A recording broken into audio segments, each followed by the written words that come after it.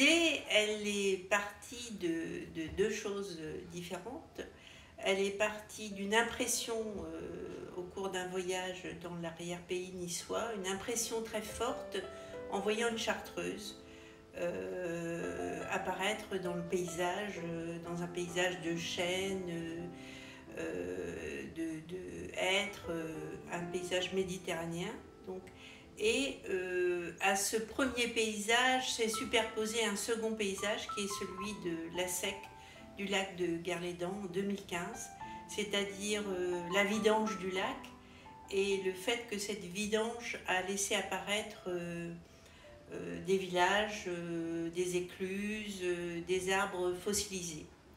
Et donc sur ces deux paysages, celui de la Chartreuse et puis celui de la Sec, sont venus se superposer des différents personnages, et trois personnages principaux qui sont trois jeunes femmes qui ont des destins différents et qui par la force du hasard vont se trouver liés dans une sorte de mise en abîme qui fait que les unes par rapport aux autres, elles vont avoir un rôle très important.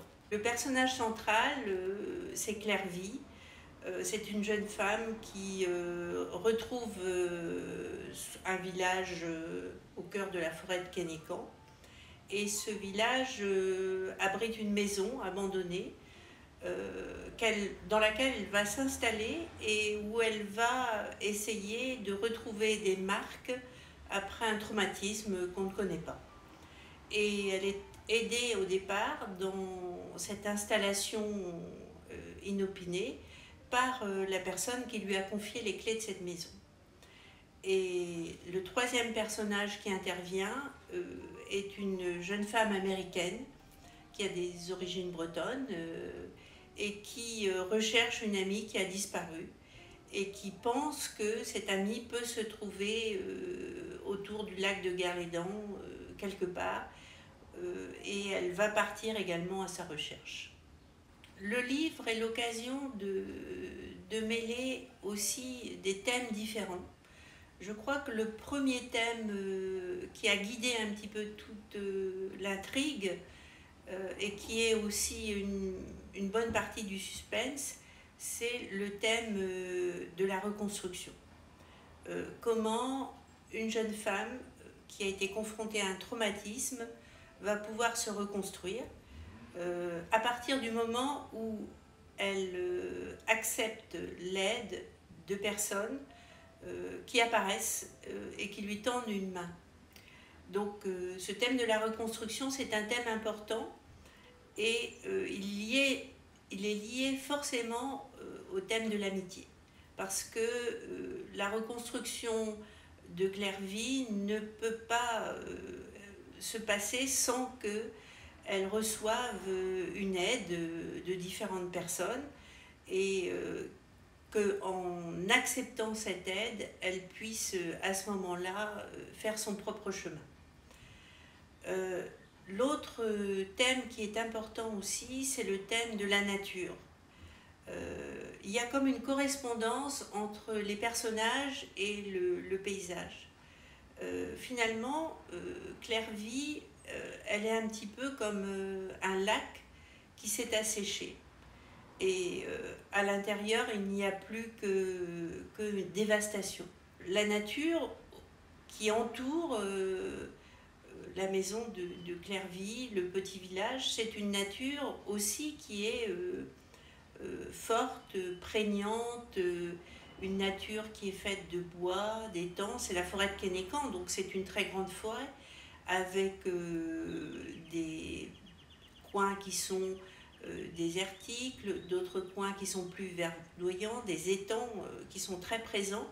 Et donc cette nature est à la fois mystérieuse et elle est à la fois reconstructrice pour Clairvy.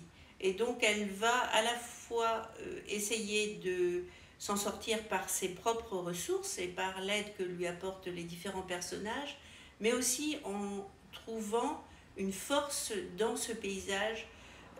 Elle apprend à sentir les odeurs, elle apprend à découvrir le verger, elle apprend à retrouver certaines sensations. Et donc tout ça va participer de sa reconstruction.